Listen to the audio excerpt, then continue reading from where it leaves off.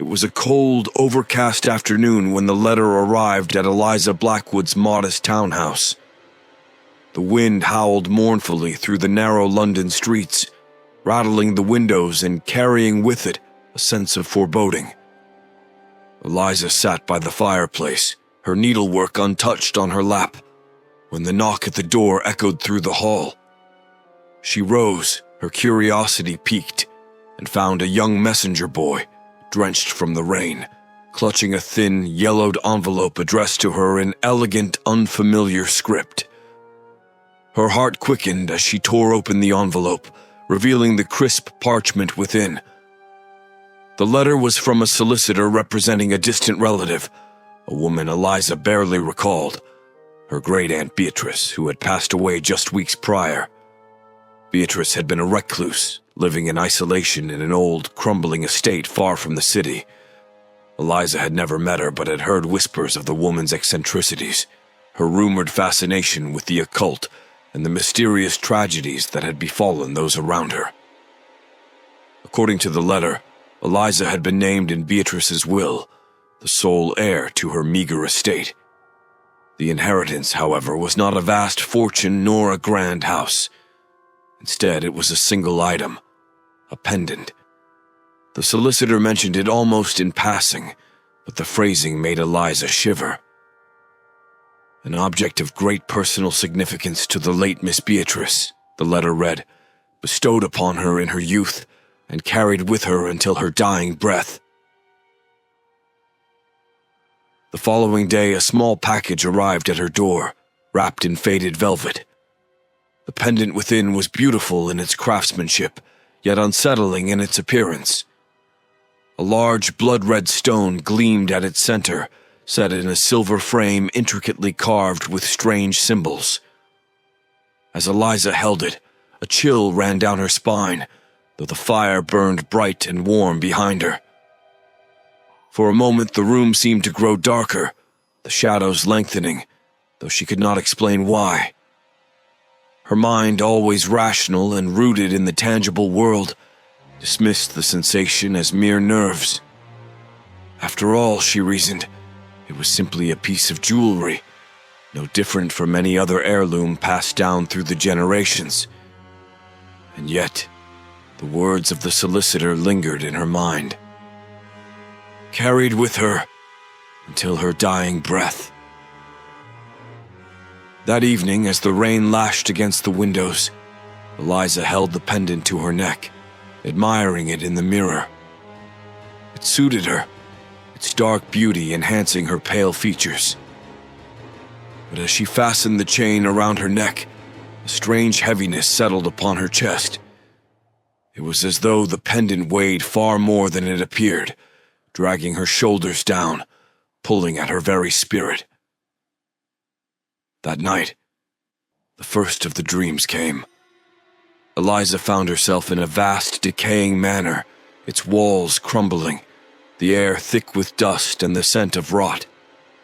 In the center of a grand, darkened hall stood a woman, a figure she recognized from old family portraits as her great-aunt Beatrice. The woman's face was gaunt, her eyes hollow, yet they gleamed with a sinister light as she lifted a hand, pointing directly at Eliza. "You bear the curse now," Beatrice whispered, her voice like the rustling of dead leaves. "It cannot be undone." Eliza awoke with a start, her heart pounding in her chest, the pendant cold against her skin. She touched it, her fingers trembling, and though she knew it was just a dream, the words echoed in her mind. "You bear the curse now." The fire had died, leaving only cold ashes in the hearth, and outside, the storm raged on, as if nature itself sought to warn her of the dark path she had unknowingly stepped upon. The days following the arrival of the pendant passed in a strange blur for Eliza. At first, she tried to put the unsettling dream behind her, dismissing it as the product of an overactive imagination and the gloomy weather. But something had shifted within her world, something intangible yet oppressive. It was as though the very air around her had thickened, carrying with it a weight she could not shake. The pendant, though cold against her skin, had become an odd comfort. She wore it constantly, despite the uneasy feeling it stirred in her chest. It began with small, inexplicable occurrences. A teacup slipping from her grasp and shattering to the floor, though her hands had been steady. The parlor clock, which had worked without fail for years, suddenly stopping at precisely midnight. A draft seeping through her townhouse, chilling her to the bone, even though every window was tightly shut. Eliza told herself these were coincidences, frivolous misfortunes. Yet, as they continued, she could not shake the gnawing sense that the pendant was somehow at the heart of it all. One evening, as she prepared for bed, Eliza glanced at the mirror across the room and felt her breath catch in her throat. For a brief moment, her reflection did not move with her. She could have sworn she saw a shadow flicker behind her, a dark figure lurking just out of sight, but when she turned, the room was empty. Her heart pounded in her chest, but she quickly pulled the covers over herself, telling herself it was nothing more than fatigue playing tricks on her eyes. The next morning brought no relief. The house, once filled with the comforting sounds of the street outside, now felt eerily silent. It was as though the very life had drained from it, leaving behind only an oppressive stillness. The weather, too, had taken a turn for the worse. A thick fog had rolled in, shrouding the streets in a pale, ghostly mist. Eliza found herself peering out the window with growing unease, watching as figures moved like phantoms through the haze. It was then that the first real tragedy struck. While walking through the marketplace, Eliza noticed an old acquaintance, Mrs. Hanover, an elderly widow who had always greeted her warmly. The woman's kindly face brightened as she approached Eliza, but the moment Mrs. Hanover's eyes fell upon the pendant around her neck, her expression darkened. Her hand flew to her mouth, and she stepped back, a look of terror in her eyes. "Where did you get that?" Mrs. Hanover whispered, her voice trembling. Eliza, taken aback, touched the pendant protectively. "It was left to me by my great-aunt." "Why? What is it?" But Mrs. Hanover only shook her head, her face ashen. "That pendant. It's cursed, child. I've seen it before. It brings nothing but death." Before Eliza could respond, Mrs. Hanover turned and hurried away, nearly tripping over her skirts in her haste to leave. Eliza stood there, frozen, her hand clutching the pendant. The word death echoed in her mind, and a cold sweat broke out across her skin. She wanted to chase after the old woman, to demand answers, but her legs felt rooted to the spot, as if some unseen force held her in place. When she finally returned home, the strange occurrences only grew worse. That night, the wind rattled the windows as though an unseen hand was trying to break in. The mirror in her bedroom cracked without warning, a jagged line running through her reflection. And the dreams, those cursed dreams, returned. Each night, they grew more vivid, more terrifying. Always her great-aunt Beatrice was there, her hollow eyes gleaming, her voice whispering of doom and misfortune. By now, Eliza could no longer deny it. The pendant, this accursed object, was more than a simple heirloom. It was a harbinger of something dark and terrible, something that could not be easily escaped. And as the shadows deepened around her, she realized with a growing sense of dread that the worst was yet to come. Eliza's nights grew restless as the days bled into one another. Sleep, once a refuge from the mundane troubles of life, had become a torment. Every time she closed her eyes, the dream returned. The decaying manor, its walls draped in shadows, and always, at the heart of it, her great-aunt Beatrice, her figure wreathed in darkness. The pendant around Eliza's neck seemed to pulse with a life of its own, cold and relentless. It was as though the cursed object was seeping into her very soul. The whispers began soon after. At first they were faint, almost imperceptible. She would catch them in the quiet moments of the evening, soft murmurs as if spoken just beyond the edge of her hearing. They would vanish the moment she turned to listen. But as the days passed, the voices grew louder, clearer, until they echoed in every corner of her home.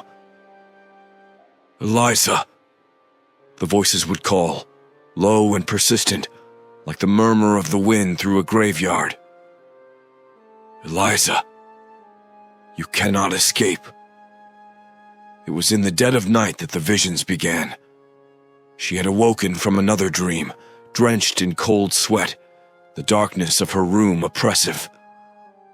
The fire had long since died, leaving only the faint glow of moonlight filtering through the window.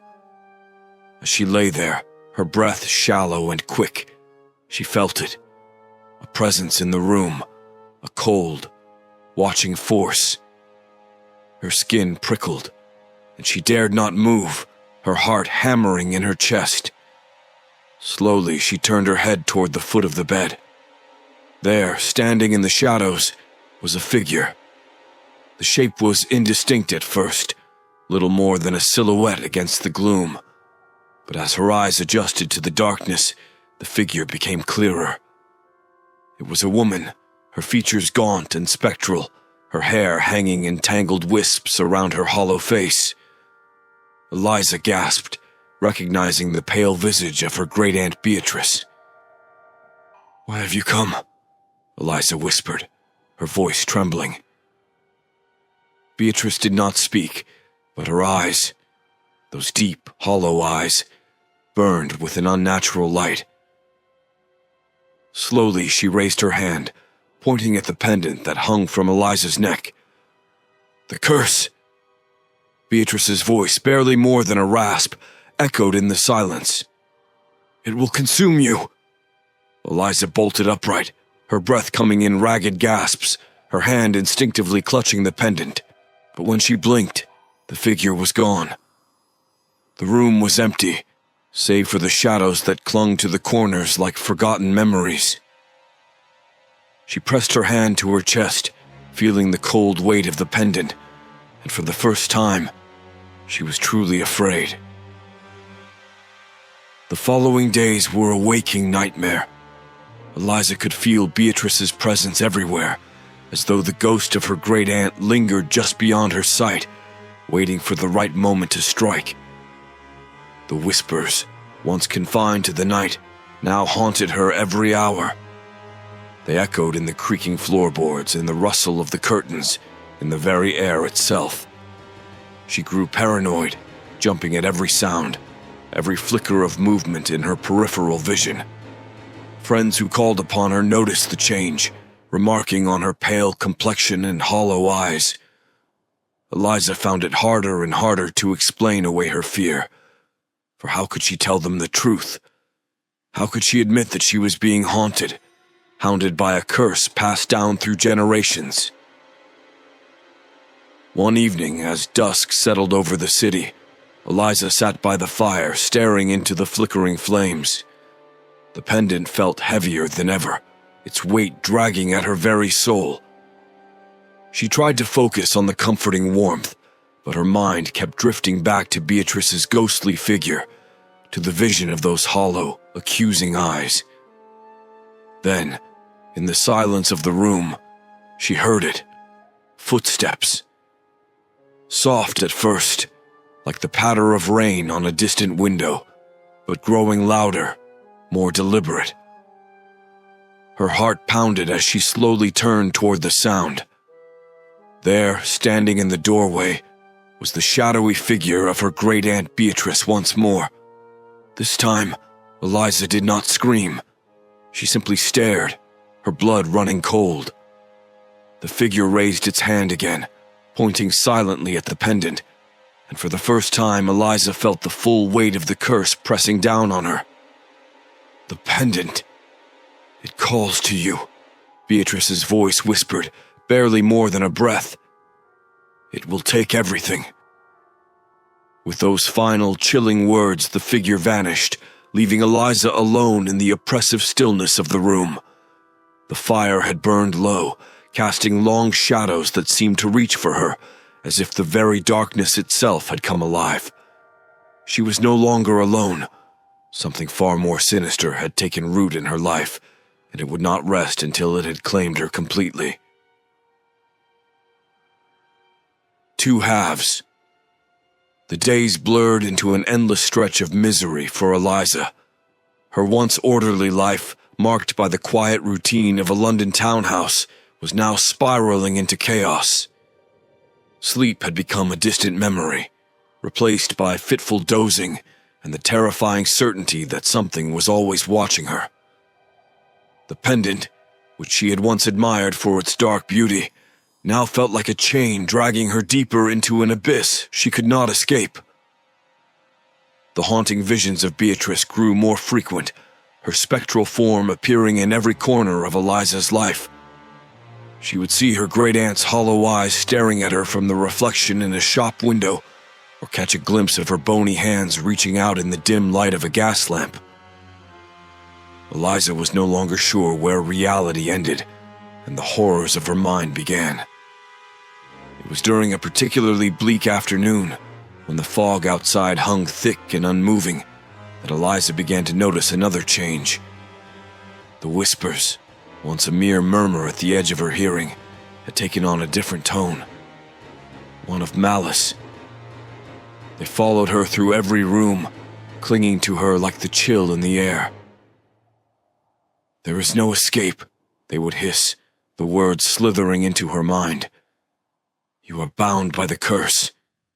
You are next." Desperation clawed at her. She could no longer bear the weight of the pendant against her skin, and yet every time she tried to remove it, her hands would falter. It was as though the chain had become a part of her, as though it had sunk its tendrils into her very flesh. She tugged at it furiously one evening, but the clasp wouldn't budge. Her reflection in the mirror twisted, her face pale and gaunt, her eyes hollow, much like Beatrice's had been. "Am I becoming her?" she whispered to herself, horrified at the thought. The idea that the curse was not just tormenting her, but changing her, gnawed at her sanity. She had to do something, anything, to break the hold this cursed pendant had over her. The next morning, Eliza sought out an old bookseller in a forgotten corner of the city, a man known for his collection of arcane texts and occult knowledge.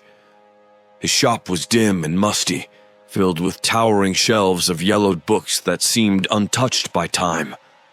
The air smelled of age and damp, and the only light came from a single flickering candle on the counter. The bookseller, a stooped man with thin, gray hair, peered at her over his spectacles as she explained her plight.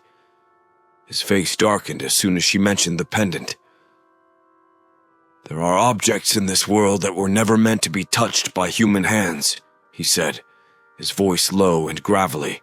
"Such items carry the weight of curses, passed down through generations, feeding on the misfortune of those who wear them."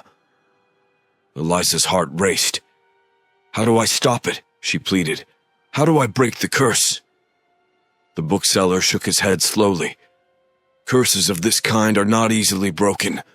They are woven into the very fabric of fate, but sometimes they can be appeased, if the price is right." "What price?" Eliza demanded, though deep down she feared the answer. "Sacrifice," he whispered, his eyes gleaming in the candlelight. "The curse must take something from you. Only then will it release its grip. But be warned, such sacrifices are never without consequence." Eliza left the shop with the weight of those words pressing on her. Sacrifice. The thought of what that might entail filled her with dread, but she was running out of options. The longer she wore the pendant, the more it consumed her, and the whispers had grown more demanding, more insistent. That night, As the wind howled through the streets and the shadows lengthened across her room, Eliza sat by the fireplace, staring into the flickering flames. Her hands shook as she touched the pendant, feeling its cold surface against her skin. She knew, deep in her bones, that there was no escape without paying the price. Suddenly, the whispers returned, louder than ever, filling the room with their malice. The fire flickered, the flames twisting into grotesque shapes as if mocking her.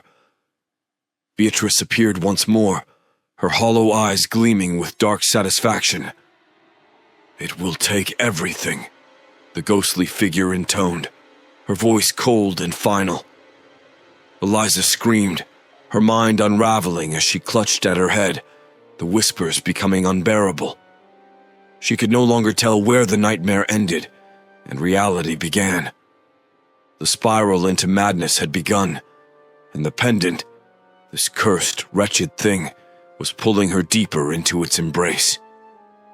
Eliza stood before the mirror, the weight of the pendant pressing against her chest like an iron shackle. Her reflection was gaunt and hollow-eyed, unrecognizable from the woman she had been only weeks ago. The whispers were louder now, a constant presence that gnawed at her sanity.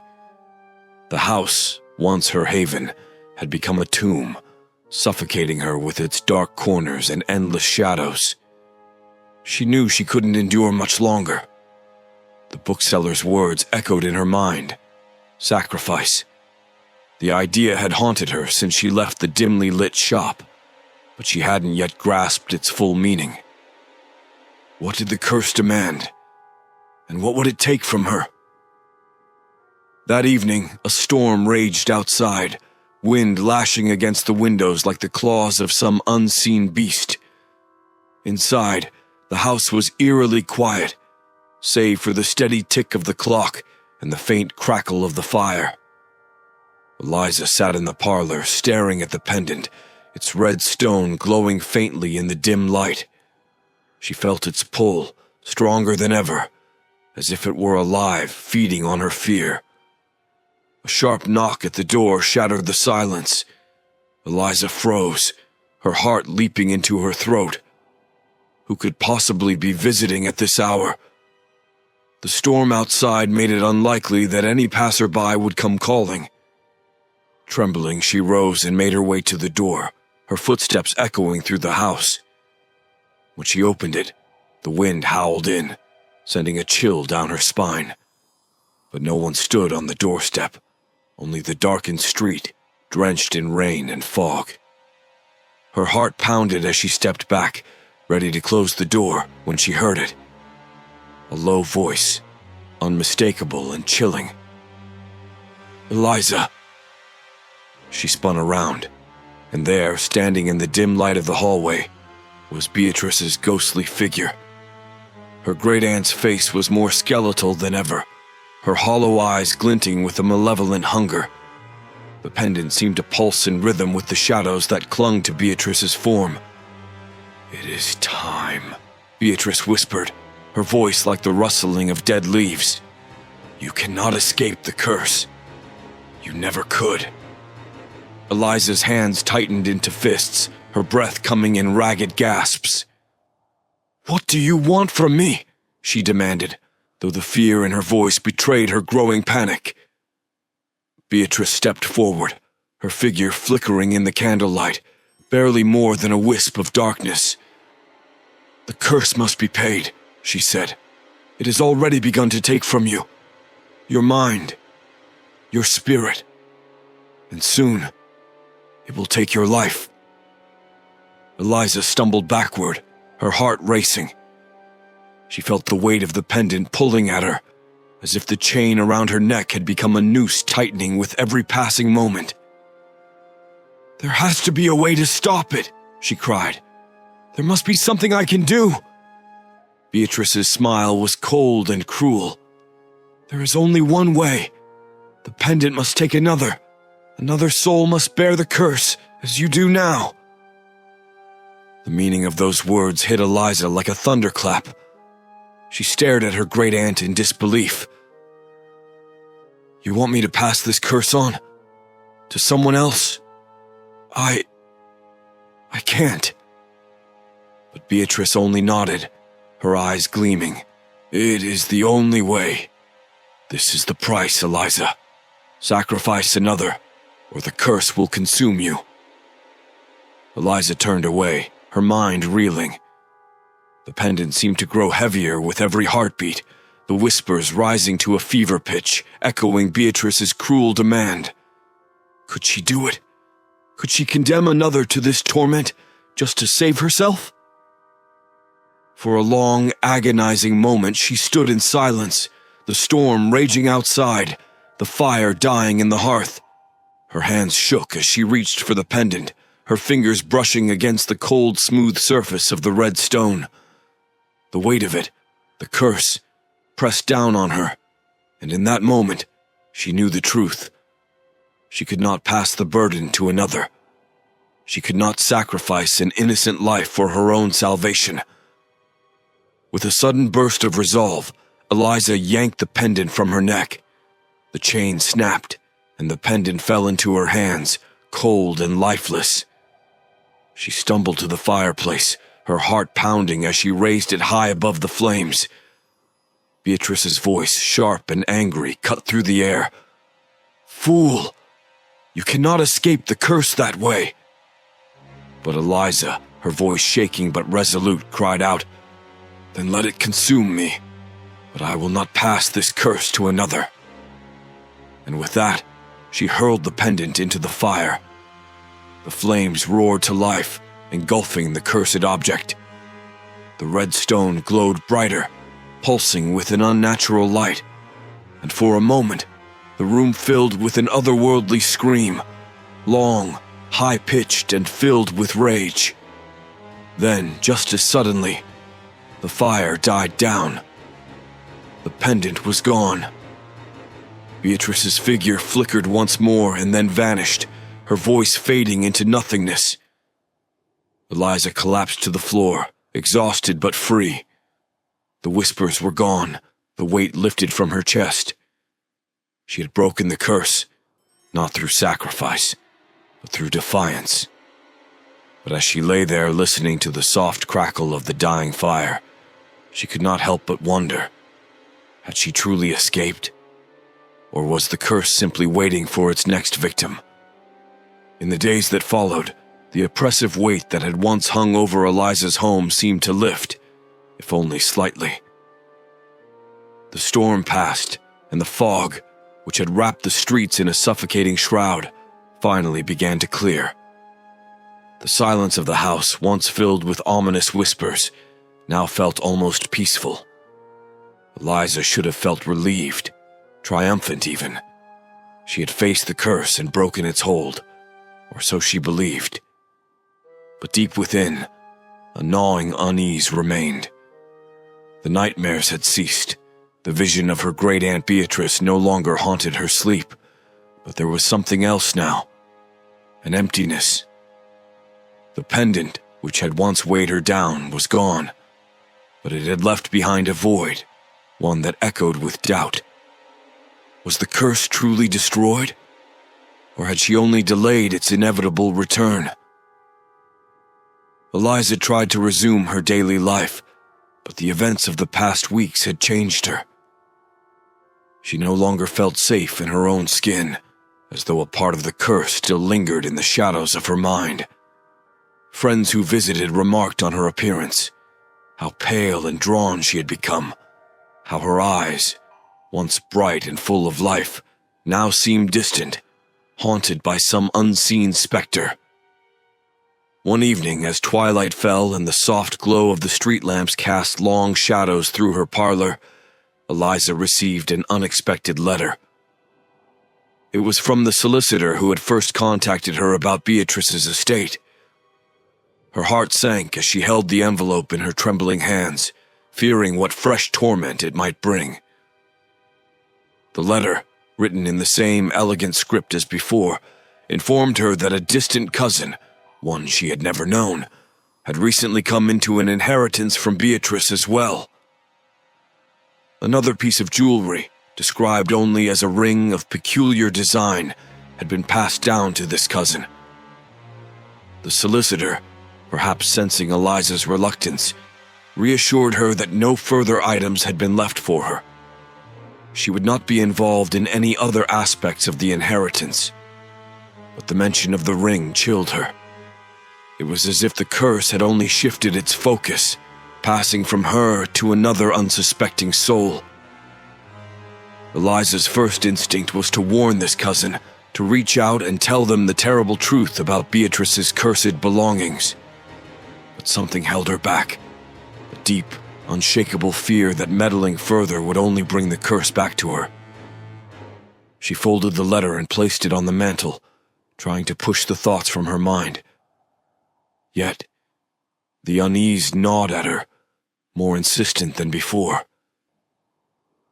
That night, as she lay in bed, she found herself staring at the ceiling, sleep eluding her once again. In the darkness, she heard a soft, almost imperceptible sound, the faintest of whispers. Her breath caught in her throat, and she sat up, straining to listen. But the house was still, the only sound the ticking of the parlor clock below. The next morning, Eliza resolved to forget the letter and move on with her life. She spent her day trying to busy herself with small tasks, reading, tending to her neglected garden, but nothing could distract her from the growing sense that the curse had not been vanquished. It was still out there, waiting, lurking in the shadows of some distant place, biding its time. Several weeks passed, and Eliza received no more letters, no more disturbing visions or dreams. Yet the calm felt uneasy, as if the eye of a storm had passed, leaving only the quiet before the next tempest. One night, while sitting by the fire, a knock at the door startled her. She froze, her heart racing, her mind immediately flashing back to the cursed pendant and the horrors it had wrought.